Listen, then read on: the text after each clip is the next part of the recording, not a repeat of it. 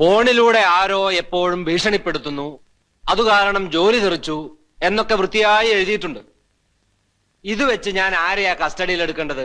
ആ ഫോണോ അതോ സ്റ്റുഡിയോ ഉടമസ്ഥനെയോ? ഇങ്ങനെ ഇരുട്ടി തപ്പുന്ന ഒരു പരാതിയും കൊണ്ട് വന്നാൽ എങ്ങനെയാ? ഇനി നിങ്ങളെ പിരിച്ചുവിടാൻ വേണ്ടി അയാൾ മനഃപൂർവ്വം ഒരു ഭീഷണി ഉണ്ടാക്കിയതാണോ? അവനെ എടുത്തിട്ടൊന്ന് പെരുമാറിയാലോ? സാർ എന്റെ അമ്മയുടെയും വിഷമം മനസ്സിലാക്കണം. എന്റെ അച്ഛൻ മരിച്ചു. അച്ഛനുണ്ടായിരുന്നപ്പോഴേ ഇത്തരം ഭീഷണികൾ വരാറുണ്ട്. ഇന്നത് ഞങ്ങൾ ശ്വാസം മുട്ടിക്കുക. ദയവ് ഇതൊന്ന് അന്വേഷിക്കണം.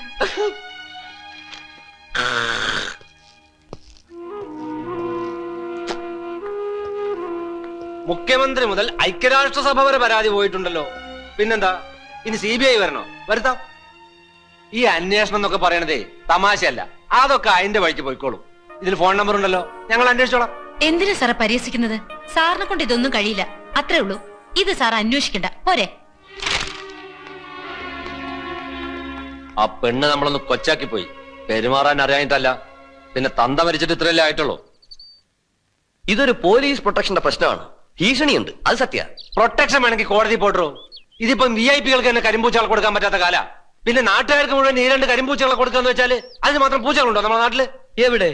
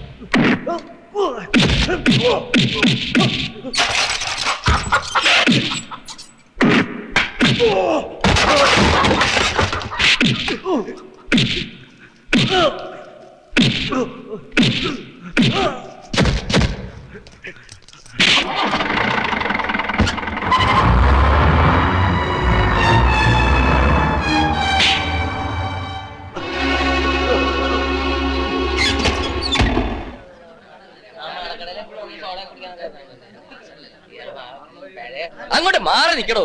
ഇയാൾ ചത്തിട്ടൊന്നുമില്ല. എല്ലാരും ഒന്ന് മാറിയട്ടെ. മാറ്. എടോ, ഇത് പോലീസ് സ്റ്റേഷനാ. വെറുതെ തീക്കൊള്ളി എടുത്ത് തല ഒറിയരുത്.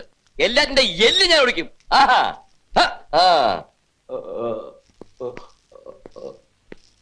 സാറിങ്ങോട്ടൊന്ന് ഒരു കാര്യം പറയാനുണ്ട്. സാറ് വിവരം സർക്കിളിനോട് ചോദിക്കുക. അല്ലാതെ ഇതെടുത്ത് അകത്തിട്ടാൽ അത് ലോക്കപ്പ് മർദ്ദനമാവും. ഈ പരുവത്തിൽ നമ്മൾ ഇതിനെ എടുത്ത് ആശുപത്രി കൊണ്ടുപോയാൽ അത് അവിടെയും പ്രശ്നമാവും. അതിന് സർക്കിൾ സ്റ്റേഷനിലും ഇല്ല, വീട്ടിലും ഇല്ല. എന്നാ പിന്നെ കാട്ടി കാണും വനവാസം. ഇതാകപ്പാടെ നമ്മൾ കുഴയും. ഇയാൾ എന്തെങ്കിലും കഴിച്ചോ? പിന്നെ അതിരാവിലെ വെറും വയറ്റില് ബിരിയാണിയും മത്തിക്കറിയും കഴിച്ചു. സാറിന് തലയ്ക്ക് സുഖമില്ലേ? ഇവനാരാ താലോലിക്കാൻ? ആഭ്യന്തര വകുപ്പിന്റെ അളിയന്. തന്നെ എനിക്ക് നേരത്തെ അറിയാം. വാടക വാങ്ങി കീശയിലിട്ട് തല്ലാൻ നടക്കലല്ലേ തന്റെ ജോലി. അത് കള, അത് ഞങ്ങൾ മറക്കാം. ആരാ തന്നെ തല്ലിയെന്ന് പറ, കേസെടുക്ക. എനിക്ക് പരാതിയില്ല. അത് നന്നായി. തല്ലിയവനും പരാതിയില്ല, തല്ല് കിട്ടിയവനും പരാതിയില്ല. എന്തൊരു ജനാധിപത്യം. എന്നെ ഒരു ഓട്ടോയിൽ കയറ്റി തന്നാ മതി, ഞാൻ ആശുപത്രിയിൽ പൊയ്ക്കോളാം. എടോ, തന്റെ കാലും ഒടിഞ്ഞിട്ടുണ്ട്, ഒരു കയ്യും ഒടിഞ്ഞിട്ടുണ്ട്. ഈ പരുവത്തിൽ അതിൽ കയറിയ വഴിയിൽ എല്ലാം ഒക്കെ ഊരി വീഴും. ആഹാ, പിന്നെ വന്ന മഴ. Yes, yes sir, yes sir, yes sir. എടോ ഇവന് വാരി വലിച്ചെടുത്ത് ലോക്കപ്പിലിട്. വിളിച്ചത് SP യാ.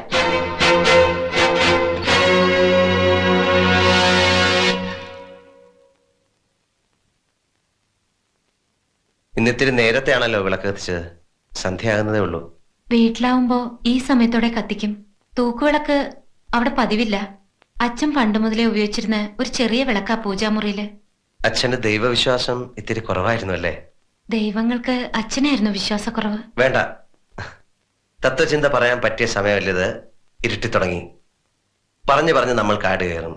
പിന്നെ ഇന്നലത്തെ പോലെ ശ്രീദേവി വീണ്ടും കരയാനും തുടങ്ങും. നമ്മുടെ പാറു എവിടെ? പാറുക്കുട്ടി, പാർവതി അകത്തുണ്ട്, വിളിക്കണോ? വേണ്ട, ശ്രീദേവിക്ക് ഇവിടുത്തെ പരിചയക്കുറവൊക്കെ മാറിയല്ലോ. ഈ വീട് മുഴുവൻ ശ്രീദേവിയുടേതാണ്. എവിടെ വേണമെങ്കിലും ഇരുന്നോ നടന്നോ സമയം ചെലവഴിക്കാം. അമ്മ ഇന്നലെ ഉറങ്ങിയിട്ടേ ഇല്ല. അനാവശ്യമായി ഞങ്ങൾ വിഷമിപ്പിക്കുകയാണെന്ന് പറഞ്ഞ് കരച്ചിലായിരുന്നു. അത് അമ്മയുടെ മനസ്സിന്റെ ഗുണം. എന്റെ കാര്യം എനിക്കല്ലേ അറിയൂ. കുമാരേട്ടൻ എനിക്ക് ചെയ്തെന്ന സഹായങ്ങൾ ഓർക്കുമ്പോ ഇത്രയൊക്കെയല്ലേ സാധിക്കുന്നുള്ളൂ എന്നാണ് എന്റെ വിഷമം. അമ്മ, എന്തിനാ ഇവരെ ഇവിടേക്ക് കൊണ്ടുവന്ന് നമ്മൾ കഷ്ടപ്പെടുന്നതെന്ന് ശ്രീദേവി ചോദിക്കുന്നത്. അമ്മാവന് ഇന്നലെ കഷ്ടപ്പെട്ടു. വല്ലാതെ കഷ്ടപ്പെട്ടു. ഇവരെന്തേ ഇത്തിരി നേരത്തെ അങ്ങോട്ട് വരാതെ നിന്ന് ഓർത്തിട്ട് വല്ലാതെ കഷ്ടപ്പെട്ടു. മോൾക്ക് MSc ഗോൾഡ് മെഡലാണെന്ന് ഇവൻ പറഞ്ഞു. അതിൽ കാര്യമില്ല, ധൈര്യത്തിന് മെഡൽ വാങ്ങണം. അതായത് മനസ്സിനെങ്ങനെ പിടിച്ചു നിർത്താൻ.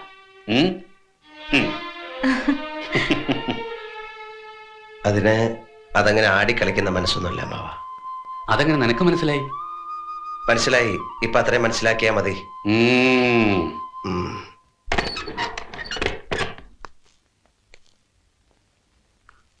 ഇതൊന്നും കണ്ട് പേടിക്കണ്ട. സത്യം പറയാലോ, ഞാൻ ഇന്നലെ ഇതിനകത്തൊരു മോഹിനിയാട്ടം നടത്തി. ഒരു ഇടത്തരം കമാൻഡോ അറ്റാക്ക്. കൂട്ടിന് ശ്രീദേവിയുടെ അച്ഛനും ഉണ്ടായിരുന്നു. ഞങ്ങളൊരു കളി കളിച്ചു. ആകെ തട്ടി മുട്ടി ഒരു ബഹളം, അത്രേ ഉള്ളൂ.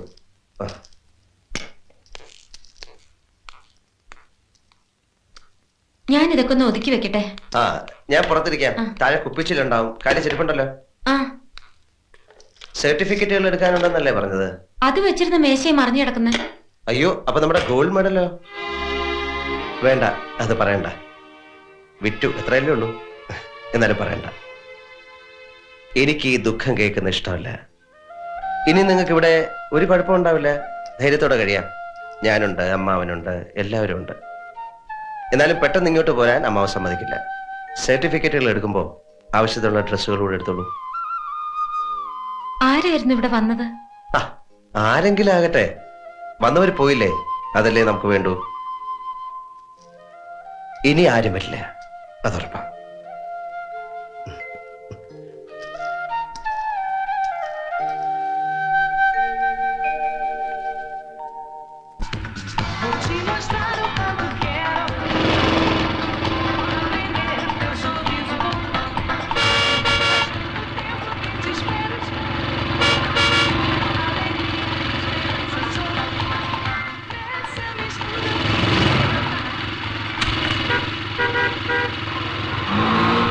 ആരാടാത്? അറിയില്ല സർ. ഇടിച്ചു വീഴ്ത്തി പോടാ.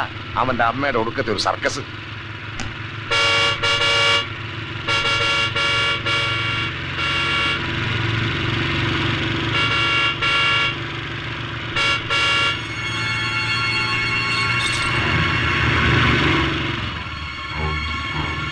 ഒന്ന് കത്തിച്ചു വിടടാ. ഇങ്ങനെ പോയാൽ തോട്ടത്തിലെത്തുമ്പോ സദ്യയാവും.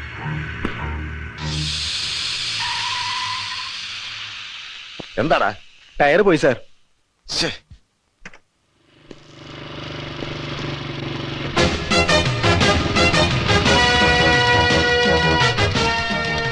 DSP കോശി വർഗീസ് സാറല്ലേ? വിരോധമില്ലെങ്കിൽ എന്റെ പുറകെ കയറാം. ഞാൻ തോട്ടത്തിൽ കൊണ്ടാക്കാം. വേണ്ട, താങ്ക്സ്. ഇത് പെട്ടെന്ന് മാറ്റിയിടാം. മാത്രമല്ല, പോകുന്ന വഴിക്ക് എനിക്ക് വേറൊരു ഗസ്റ്റ് കൂടിയുണ്ട്. ഓ, അത് ശരി. മുഖം കാണാത്തതുകൊണ്ട് ആളെ മനസ്സിലാകുന്നില്ല. നിങ്ങൾ ആരാ? ഞാൻ സാറിന്റെ ട്രെയിനിങ് ക്യാമ്പിലുണ്ടായിരുന്നു. അന്ന് ഇൻസ്പെക്ടർ റാങ്കിലായിരുന്നു. ഇൻസ്പെക്ടർ കുമാരൻ. ശരി, കാണാം സാർ. ഓക്കെ. അന്ന് ഇൻസ്പെക്ടർ റാങ്കിലുള്ള കുമാരൻ ട്രെയിനിങ് ക്യാമ്പില്. അത് കൊല്ലം കുറെ ആയല്ലോ. അപ്പോ ഇവനിപ്പോ കള എന്നോട് ഇഷ്ടമുള്ളവരെ ചെറുപ്പക്കാരുമായിരിക്കും. ഇവിടെ വാടാ. വെള്ളത്തിൽ കിടന്നൊരു വെള്ളം കൂടി അതിന്റെ സുഖം ഒന്നും വേറെയാ അല്ലേ റിട്ടയേർഡ് SP സാറ്? എന്റെ ജീവിതത്തിൽ നടക്കാത്തതായിട്ട് ഒന്നേ ബാക്കിയുള്ളൂ. അതെന്താ? ഇതുപോലെ ഒരു കുളം, അത് നിറച്ച് ഫോറിൻ വിസ്കി, അതിലിറങ്ങിക്കിടക്കാൻ പ്രത്യേകം ഒരു തരം ജാക്കറ്റ്, എന്നിട്ട് സദ്യക്ക് ഇങ്ങനെ മോര് കുടിക്കുന്നത് പോലെ അതിലെങ്ങനെ ഇരുന്ന് കൈകൊണ്ട് കോരി കോരി കുടിക്കുക. എന്തൊരു സുഖം! അതനുഭവിച്ചിട്ടുള്ള ഒരാളെ ഉള്ളൂ. അതാരത്? ഉമർ ഖയാം. അയാളും പോലീസിലായിരുന്നു. ഓ, താനൊരു മരമണ്ടൻ അയ്യങ്കാരാടോ. പല കേസുകളും കുളം തോണ്ട് സമ്പാദിച്ചു കൂട്ടുന്നതല്ലാതെ തലയിൽ ഇത്തിരി വിവരം കോരി വിളിക്കാമായിരുന്നില്ലടോ വക്കീലേ. ഞാൻ മാത്രല്ലല്ലോ, താനും ആയ കാലത്ത് ഒരുപാട് പേരെ ചവിട്ടി കൊന്നിട്ടില്ലേ? എത്ര കൊലപാതകങ്ങൾ ചത്തുപോയവരുടെ ചോര കൊണ്ട് തന്നെ താൻ മാച്ചിട്ടുണ്ട്. അതിന് ഇത്തിരി നക്കാപ്പിച്ചെടുത്ത് കുത്തിയ കൊളല്ലോ ഇത്. അതൊരു കഴിവാടോ. ഈ കാണുന്ന 15 ഏക്കർ തോട്ടം ഏത് കാലത്ത് ഞാൻ വാങ്ങിയതാ? 18 കൊല്ലം മുമ്പ്. ഇന്നിതിന്റെ വില എന്താ? എങ്ങനെ വീശിയാലും 1 കോടി. അന്ന് ഞാൻ കുറച്ചുകൂടി ബുദ്ധി ഉപയോഗിച്ചിരുന്നെങ്കിൽ ഈ വെള്ളത്തിന് പകരം അന്നേ ഇതിൽ വിസ്കി നിറഞ്ഞേനെ. എടാ കൊച്ചു കള്ള, ഇയാൾ ഈ ഗ്ലാസ് കൊണ്ടുപോയോ? SP, പഴയ SP. എന്തിനാണോ പണ്ടത് എന്നെ പിടിച്ച് മുക്കിയത്? ഞാനോ? വെള്ളത്തിൽ വഴി പോലും നിൽക്കണം ഞാൻ ഇങ്ങനെ തന്നെ മുക്കണത്. എന്ത് കണ്ടിട്ടുണ്ടെങ്കിലും നമ്മൾ ഒരുമിച്ചാ കണ്ടത്. അത് പറഞ്ഞ് കാല് വാരുന്നത്.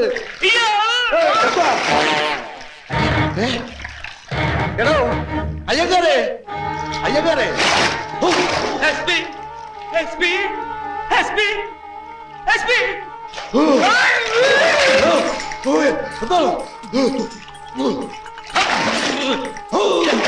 SP, SP. അയ്യോ, എടോ. Hello, SP, SP.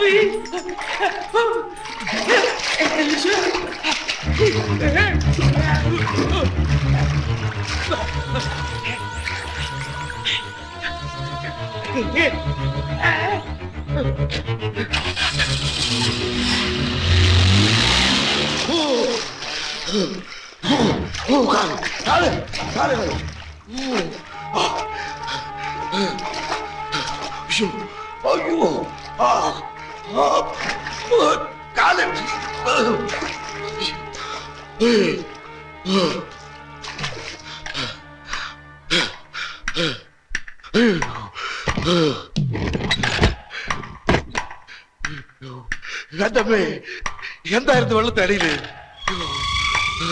മുതലയായിരിക്കോ? കൊള്ളത്തിനടിയിൽ എങ്ങനെയാ മുതല വരിക?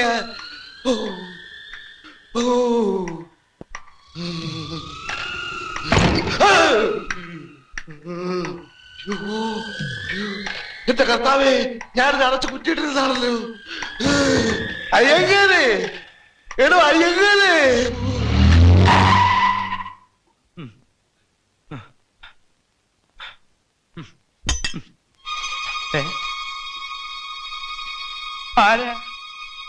ആരാ കാറിനകത്ത്? എന്നെ കൂടാതെ വേറൊരാൾ?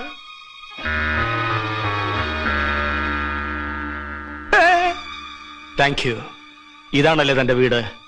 താൻ ആരാ? തന്റെ ചത്തുപോയ പെരിയപ്പ മുത്തുപ്പട്ടൻ. എന്നെ പിള്ളേ സൗഖ്യമാ? പെരിയപ്പ? ഓ, നീങ്ക വന്ന് ഉന്നെ കൊല്ലറുക്കടാ കണ്ണേ. ഇത് അഡ്വാൻസ്, ബാക്കി പുറകെ വരും.